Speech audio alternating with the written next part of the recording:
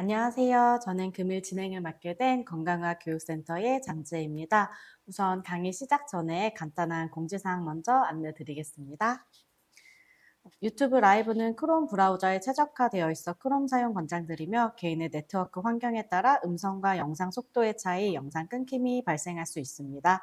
강의 종료 후 질의응답 시간이 있으며 유튜브 로그인을 하셔야 실시간 채팅으로 질문이 가능하오니 로그인 후 강의 참여 부탁드립니다. 모든 강의 종료 후 영상 하단 게시판 URL에 만족도 조사지도 함께 작성 부탁드립니다. 그럼 전문의 대상 여성암, 남성암 의학교실 강의 시작하도록 하겠습니다. 바쁘신 중에도 온라인 의학교실에 참여해주신 선생님들께 감사드리며 금일 강의해주실 권택민 교수님을 간략히 소개드리고 시작하겠습니다. 교수님께서는 울산대학교 의과대학을 졸업하시고 동의과대학원에서 의학 석사 및 의학 박사를 취득하셨습니다. 서울 아산병원 인턴, 전공의 전임의 울산대학교 병원 비뇨의학과 조교수를 거쳐 현재 울산대학교 병원 비뇨의학과 부교수로 재직 중에 계십니다. 그럼 권택민 교수님을 모시겠습니다. 안녕하십니까. 울산대병원 비뇨의학과에서 비뇨기 종양 및 결석 등을 진료하고 있는 권택민입니다. 비록 온라인이지만 이렇게 좋은 자리에서 여러 선생님께 인사를 드릴 수 있어 영광입니다. 오늘 제가 말씀드릴 내용은 우리나라에서도 남성암 중 그 발생률이 빠르게 증가하고 있는 전립선암에 대해 알아보고자 합니다. 특히 수술부터 약물 치료까지 치료 방법 또한 빠르게 발전하고 있어 여기에 대해서 특히 중심적으로 말씀드리고자 합니다. 먼저 전립선의 구조 및 기능에 대해서 말씀드리겠습니다. 전립선은 영어나 한자말 그대로 인체의 하복부 앞부분에 있으면서 분비물을 분비하는 선조직으로 구성된 장기입니다. 전립선 선조직은 요도를 중심으로 동심원으로 배열된 15개에서 30개의 전립선 관을 통해 약알칼리성의 유백색 분비물을 분비하여 이제 또 성인의 정상 전립선의 무게는 대략 20g 정도입니다. 이렇게 전립선에서 분비되는 물질은 정자에 영양을 공급하고 정자의 운동성을 높이는 역할을 함으로써 그 수정 능력을 향상시키고 또한 요로 감염 방어 역할까지 하게 됩니다. 추가로 이런 분비물이 약한 알칼리성을 띠기 때문에 간혹 사정 후 소변을 볼 경우 화끈거리는 버닝 센스를 느낄 수 있지만 특별히 문제되는 증상은 아닙니다. 이러한 전립선에 생기는 주요 전립선 질환에 대해서 한번 알아보겠습니다. 주로 청장년기에는 전립선염이 발생할 수 있는데요. 요로 감염으로 인해 생기는 경우가 가장 흔하지만 변비나 장질환도 원인이 될 수 있을 정도로 원인은 매우 다양합니다. 모든 남성의 10에서 12%가 이런 전립선염 증상을 경험하게 되는데 특히 급성 전립선염의 경우 4에서 6주 이상의 충분한 항생제 치료를 그리고 안전가료를 같이 해야 합니다. 그렇지 않으면 추후 재발성 혹은 만성 전립선염으로 발전하는 경우가 매우 흔합니다.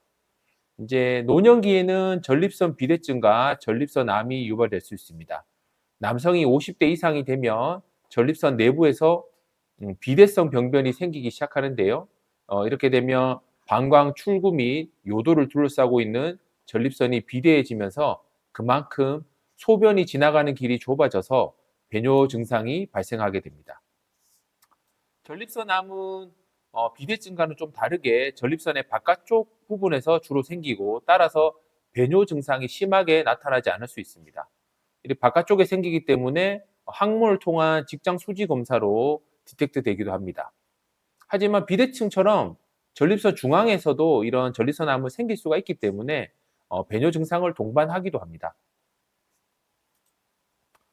좀 더 전립선암에 대해 자세히 알아보겠습니다. 우선 전립선암의 정의는 전립선에 생기는 암을 전립선암이라고 하며 대부분 세포에서 발생하는 선암입니다. 전립선암 세포가 정상적인 통제에서 벗어나 계속 증식하면서 주변 조직으로 침윤하기도 하고 다른 암과 마찬가지로 혈관이나 림프관을 통해 멀리 떨어진 조직으로 전이를 하기도 합니다. 주변 조직에 영향을 미치는 국소적인 증상은 앞서 말씀드린 대로 주로 배뇨장애와 비슷하게 나타나는데 가늘어진 소변줄기나 잔뇨감, 혈뇨 등도 이런 진행된 전립선암의 국소 증상 중 하나입니다. 전이에 의한 증상은 가장 흔하게 전이가 나타나는 이제 뼈의 통증, 그리고 림프절 전이로 인한 하지 부종, 그 외 다른 암과 마찬가지로 폐전이, 간전이 등으로 인한 말기 증상을 보이기도 합니다. 다음은 전립선암의 원인과 위험 요인에 대해서 말씀드리겠습니다. 전립선암의 원인은 명확하진 않으나 다양한 원인에 의한 유전자 변형으로부터 시작되는 것으로 주로 이해하고 있습니다. 우선 변화가 불가능한 위험 요인으로는 연령, 인종, 가족력이 있고요. 특히 나이가 가장 중요한 위험 인자이고 전립선암은 나이에 비례해 발생률이 증가합니다. 인종에서는 동양인의 발생률이 좀 낮다고 보고되고 있고 미국이나 캐나다 등에서 높게 나타납니다. 가족력이 있는 경우는 그런 집안은 그렇지 않은 것에 비해서 발병 가능성이 8배 높다고 알려져 있습니다. 다음으로 이제 변화 가능한 위험 요인으로는 음, 변화 가능한 위험 요인으로는 호르몬, 비만, 당뇨병, 그리고 음식, 유해물질 등이 있는데요. 전립선은 아무래도 이제 남성 호르몬의 영향을 많이 받는 장기로서 남성 호르몬과 그 발생률이 일부 관련성이 있다고 보고되고 있습니다. 하지만 테스토스테론 리프레스 테라피처럼 남성 호르몬 치료를 받는다고 전립선암을 유발하느냐에 대해서는 아직 명확하지 않습니다. 하지만 전립선암 환자에서 이런 테스토스테론 리플레이스먼트 테라피를 받는 경우에는 암의 재발 및 진행을 자극할 수는 있습니다. 비만은 높은 병기의 전립선암 발생 및 사망의 위험 요소임이 여러 보고를 통해 알려져 있고요. 당뇨병이 있으면 이런 전립선암의 위험이 낮다고 보고되고 있는데 이것은 여러 가지 원인 중에 당뇨병에 치료에 쓰이는 약물들이 특정 기전에 영향을 미치기 때문이라고 보고되고 있습니다. 그중 대표적인 약물이 메트포민이고요. 여러 가설 중에 AMPK, AMP 액티베이티드 프로테인 키나제를 활성화하여 암세포의 성장이나 대사 활성화를 억제할 수 있다는 실험실 연구가 있습니다. 한편으로는 당뇨병 자체로 인해서 그 인슐린 IGF-1 수준이 낮아지면서 이로 인해 전립선암 세포 성장 자극이 줄어들 수 있다는 가설도 있습니다. 추가적으로 서구화된 고칼로리 식사 및 유해물질에 노출된 작업에서도 발생 위험이 증가할 수 있는데 고엽제가 그중 하나라고 하겠습니다. 다음은 전립선암의 발병률에 대해서 알아보겠습니다. 2021년 암 통계에 따르면 전립선암은 폐, 위, 대장에 이어 남성암 중 4위에 위치하고 있으며 발병률 추이를 보시면 다른 암종에 대비해서 빠르게 증가함을 알 수가 있습니다. 특히 발생자 수와 5년 유병률을 보면 전립선암이 최근 엄청난 증가세를 보이고 있음을 알 수 있습니다. 발생자 수는 2015년도에 그 10,000명에서 2021년도 2배에 가까운 18,697명에서 발생하였고 10만 명당 유병률도 5년 사이에 169명에서 260명 정도로 모든 지표에서 꾸준한 증가세를 보이고 있습니다. 이 데이터는 암 발병률에 대한 가장 최근 보고된 자료로 2023년 예측치입니다. 해당 예측에는 전립선암은 2023년 국내 남성암 발생률 1위를 차지할 정도로 빠르게 증가하는 추세고 또한 사망률 또한 7위에 위치할 정도로 얌전한 암으로만 보기에는 어려워 보입니다. 전립선암은 상대 생존율이 높은 순한 암으로 알려져 있으나 모든 암종이 그렇듯 부위를 벗어나 전이가 생기기 시작하는 4기 이후에는 생존율이 급격하게 떨어지게 됩니다. 그리고 완치가 어렵게 됩니다. 이런 PSA 검사 등으로 최근에는 조기 진단율이 빠르게 높아지고 있으나 여전히 늦게 진단되는 경우가 많고 다른 국가에 대비해서 우리나라의 생존율도 다소 낮은 편입니다. 특히 우리나라의 경우 다른 나라에 비해 진단 당시 전이가 일어난 전립선 암의 비율이 높은 편이기도 합니다.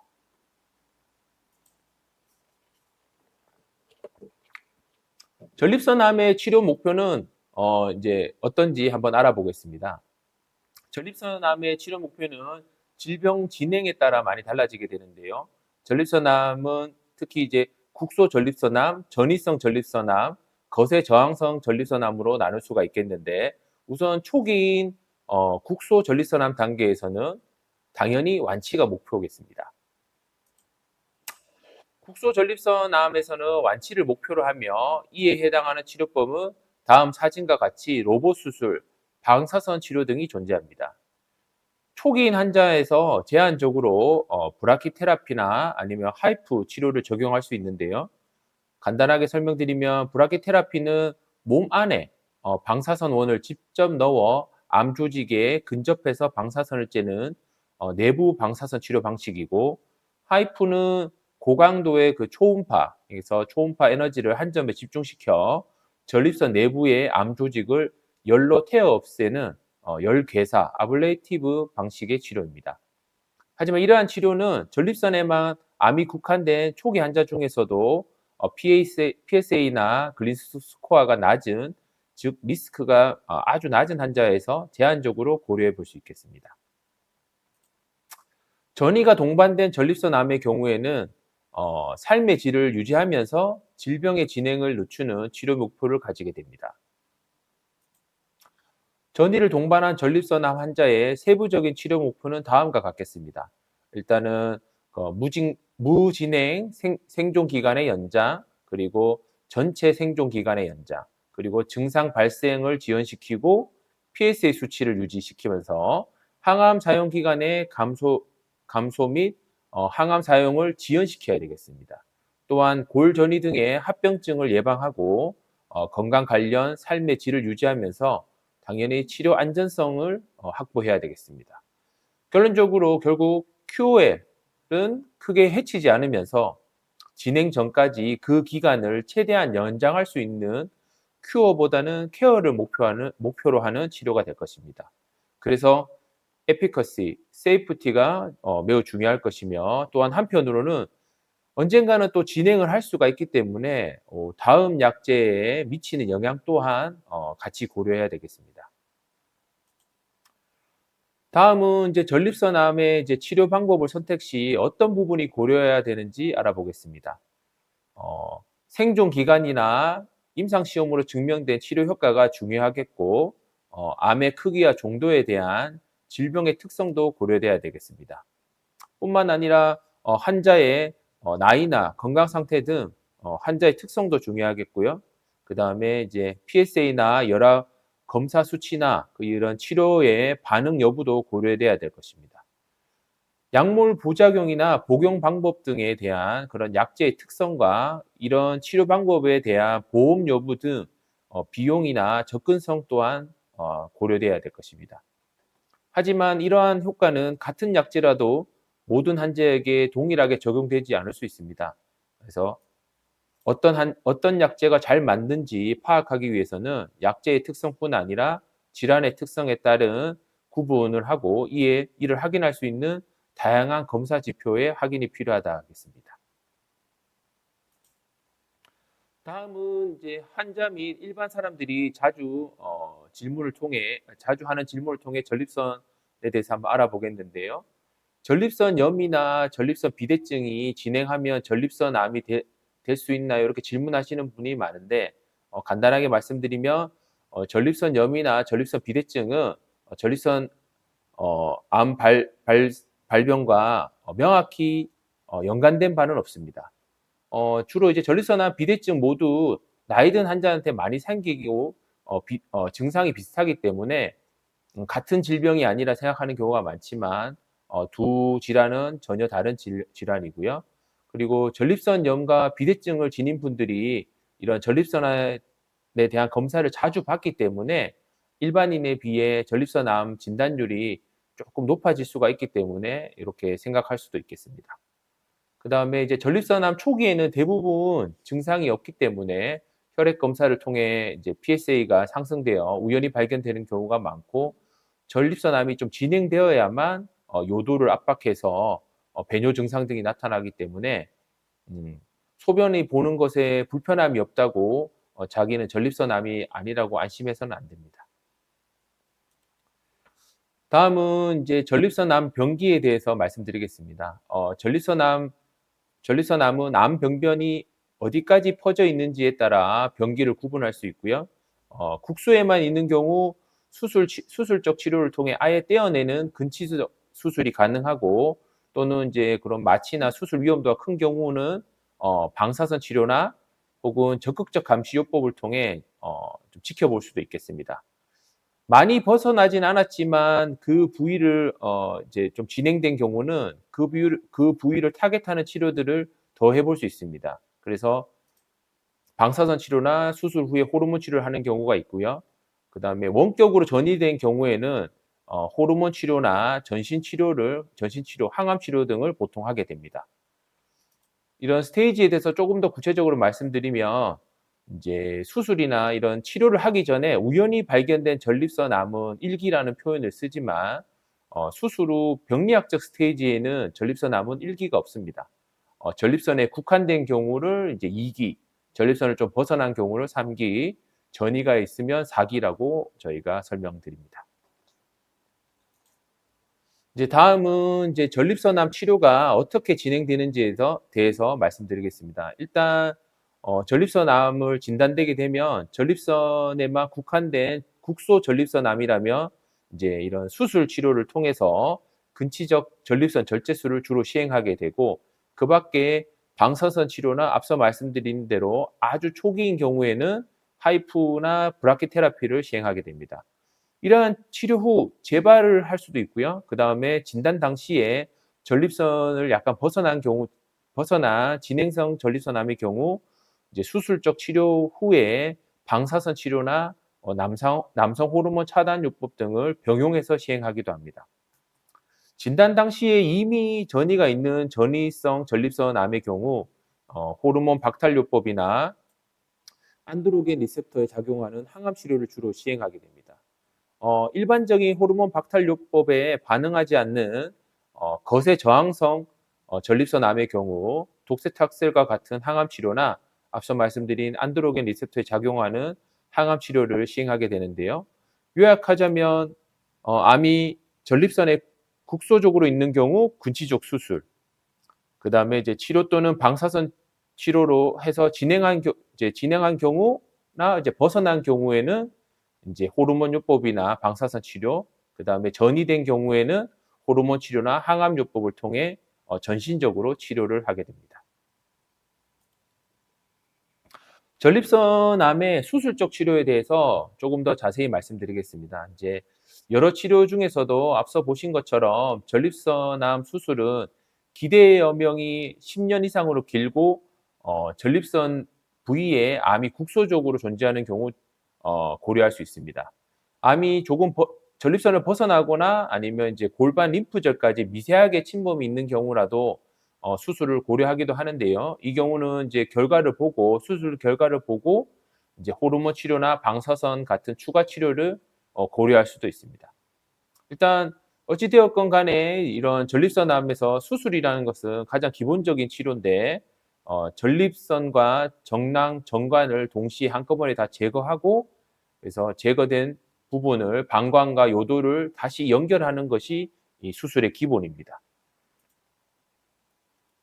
그래서 이런 이제 전립선은 사실 아주 이제 위치가 골반 깊이 위치되어 있기 때문에 예전부터 수술적 난이도가 좀 높다고 알려져 있었지만, 그 방식이 이제 최근에는 많이 발전하고 있고, 특히 이제 로봇 수술로 많이 이제 진행하게 되는데, 좀 더 이제 시야가 좋고 하기 때문에 정교하게 치료가 가능합니다. 이런 로봇 수술의 장점을 다시 요약하자면, 이렇게 시야가 2배 이상 확대된 시야를 볼 수가 있고요.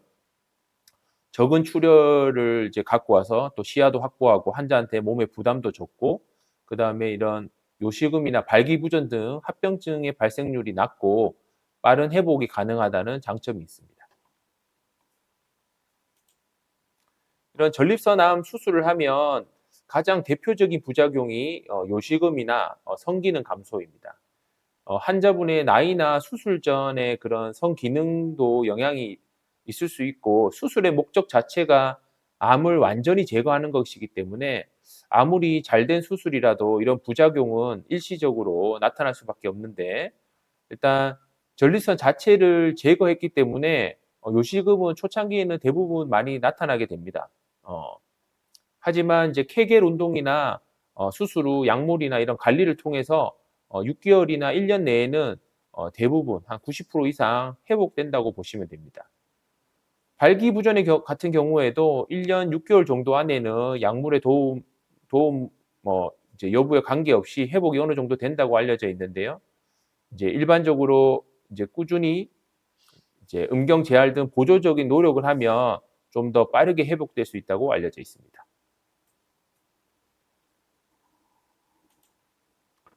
수술을 하면 아무래도 부작용은 어쩔 수 없이 발생하고 이제 75세 이상의 고령 환자분들의 경우 회복이 좀 더 더디다는 연구 결과들이 있기도 하지만 이제 부작용을 최소화하고 수술 후에는 좀 더 빠르게 회복하기 위해 많은 노력들을 하고 있습니다. 그래서 수술 중에는 수술 과정 자체에 최대한 주변 조직이나 신경을 건드리지 않는 것이 부작용이나 합병증을 최소화할 수 있는 방법이겠고요. 그래서 좀 더 정교한 작업이 가능한 로봇 수술과 같은 이제 발전된 수술 방식을 활용할 수 있겠습니다. 그리고 또 이제 제한적으로 신경 보존술 등을 동시에 같이 할 수 있는데 이제 하지만 이제 수술의 목표 자체가 암을 완전히 제거하는 것이기 때문에 이에 대한 균형을 맞추는 것이 또한 중요하겠습니다. 수술 후 관리에서는 잘 아시는 이제 케겔 운동이나 이제 약물 치료, 필요하다면 추가적인 시술을 통해서 성기능이나 아니면 이제 요실금 같은 기능 회복에 도움을 줄 수 있겠습니다. 이미 전이가 된 이후라면 약물적 치료가 동반되게 되는데요. 아직 호르몬 치료에 반응이 있는 단계라면 충분히 힘들지 않게 충분히 힘들지 않은 약제들을 많이 사용할 수 있습니다. 그래서 삶의 질을 유지하는 데 큰 문제가 없는데 하지만 좀 더 힘들더라도 이런 경우에도 이제 그 호르몬 단독이 아니라 도세타셀과 그 외에 다른 엔드로겐 리셉터에 작용하는 약물들을 병용 치료하면 생존 기간이 연장하는 데 효과적이라는 연구들이 계속 발표되고 있습니다. 이에 따라 이제 여러 가이드라인에서도 이러한 병용 치료를 꾸준히 공고하고 있고 다행히 국내에서도 좀 더 그 톨러러비티가 높은 경구제 이제 아비라테론 이제 상품명 자이티가나 엔젤루타마이드 상품명 엑스탄디 아팔루타마이드 상품명 얼리다 등이 모두 이제 허가를 받아 뭐 전액은 아니더라도 일부 급여로 사용이 가능한 상태입니다. 이런 전립선암의 약물적 치료에 대해서 조금 더 살펴보면 이전에는 남성 호르몬을 차단하는 호르몬 치료와 이제 독세탁세와 같은 세포 독성 항암 요법이 대표적이었습니다. 하지만 최근에는 앞서 말씀드린 그 안드로겐 리셉터에 작용하는 톨러러비티가 높은 여러 경구 약제들을 많이 이제 개발이 되어서 고려할 수 있게 되었습니다. 하지만 이제 이러한 신약들은 보험 규정이 복잡하고 환자에 따라서 보장되는 정도가 다르기 때문에 이제 환자의 나이나 기저질환, 병의 위험도나 암의 분포 면적이나 특히 또 경제적 상황 등을 종합적으로 고려해서 약제를 선택해야 되겠습니다. 그리고 이제 약을 사용하는 순서에 따라서도 보험이 어느 정도 되는지 그리고 또 효과에 대해서도 많이 차이가 나기 때문에 이런 것들 또한 고려되어야 합니다. 이제 약제는 여러 상황을 종합적으로 고려해서 선택해야 하지만 일단은 그 ADT 호르몬 단독만 사용하는 것보다는 일단은 병용 치료를 하는 것이 우선적으로 일단은 권고되고 있고요. 이제 그 안드로겐 리셉터를 차단하는 차세대 호르몬 치료제는 주로 이제 먹는 약들이 많아서 부작용도 적은 편이고 경규제라 굉장히 편의성이 높지만 앞서 말씀드린 대로 급여 기준과 치료 효과를 고려해서 그래서 또 고려해야 되고 이전 약제 반응이 안 됐게 되면 항암 치료 사이사이에도 쓸 수가 있기 때문에 이 점도 또 한번 고려돼야겠습니다. 그래서 2014년도에 이제 처음 이제 엔젤루타마이드와 같은 안드로겐 리셉터 차단하는 그 경구 항암제가 개발되었고요. 2018년도에는 아비라트론이 차례로 독세타스가 같은 케모 후에 사용 시 보험이 되었습니다. 2023년부터는 이제 항암 전에도 이러한 약물을 전액은 아니더라도 선별 급여로 어느 정도 사용할 수 있게 되었습니다. 이제 우선적으로 전이를 동반된 거세 저항성 전립선 암의 1차 치료는 앞서 말씀드린 모든 약제를 처음에 다 고려할 수 있습니다. 이제 아비라테론이라든지 독세탁세, 그다음에 호르몬 단독요법도 모두 고려할 수 있고 아팔루타마이드나 엔젤루타마이드를 모두 고려할 수 있는데 이러한 약물이 이제 실패했을 경우 독세탁세를 사용하고 다시 이제 경구제로 바꿀 경우 어느 정도 보험 혜택을 받을 수 있습니다. 즉 이렇게 이제 호르몬 치료하고 이런 경구 항암제는 당연히 보험이 되고요. 하지만 이제 경구제를 쓴 다음에 다시 경구제로 가는 경우는 대개는 보험 혜택을 많이 못 받게 됩니다. 하지만 이제 독세탁세 후에 경구제 항암제를 쓰게 되면 어느 정도 보험을 많이 받게 되고 앞서 말씀드린 대로 다른 종류 경구 항암제 쓰고 다시 이제 효과가 없어서 독세탁세를 쓴 다음에 또 효과가 떨어져서 다른 종류의 경구제를 썼을 때도 어느 정도 보험 혜택을 받을 수 있습니다. 그래서 이런 이제 약물의 특성이나 그런 사용 순서에 따라서도 보험 차이가 많이 나기 때문에 여기에 대해서는 좀 주의가 필요하겠습니다. 이상입니다. 경청해 주셔서 감사합니다. 네, 이제부터는 질의응답 시간을 갖도록 하겠습니다. 채팅창에 질문을 써주시면 순차적으로 답변 드리도록 하겠습니다. 전립선 암이 통계상 남성암 1위로 올라와 있다고 하셨는데 유방암과 달리 국가암검진에 포함되지 않은 이유가 있는지 질문 주셨습니다. 예, 좋은 질문 감사합니다. 그래서 뭐 여러 가지 이유가 있겠지만 그 이제 PSA 검사로 주로 이제 선택 PSA 검사 혈액으로 할 수 있는 PSA 검사를 환자가 이제 선택해서 이제 일단은 하게 되는데요.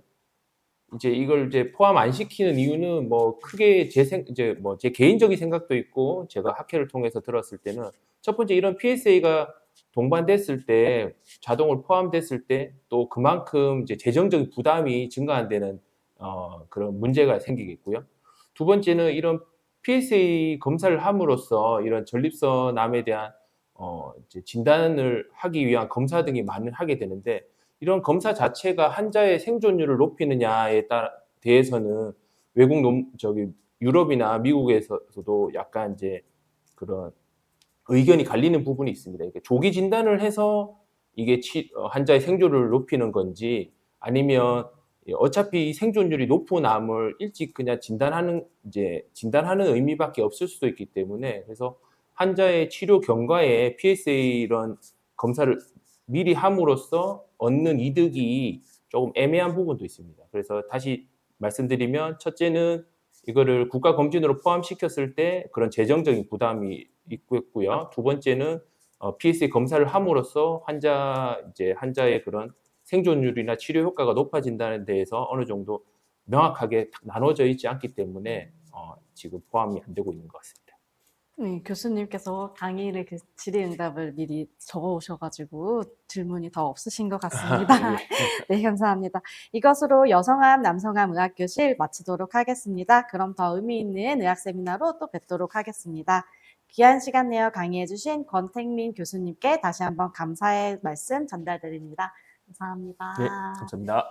여성암, 남성암 의학교실에 참여해주신 선생님들께 감사 말씀드리며 향후 보다 나은 교육 내용으로 거듭나고자 강의 만족도 설문조사를 마련하였습니다. 유튜브 영상 하단에 URL을 클릭하시어 만족도 조사지 작성 부탁드립니다. 만족도 조사지에 들어가셔야 금일 강의 참여 확인도 가능합니다. 또한 강의 자료는 지적 재산으로 공식적인 허가 없는 외부 유출을 금지하오니 참고 부탁드리며 이것으로 전문의 대상 여성암, 남성암 의학교실을 모두 마치도록 하겠습니다. 감사합니다.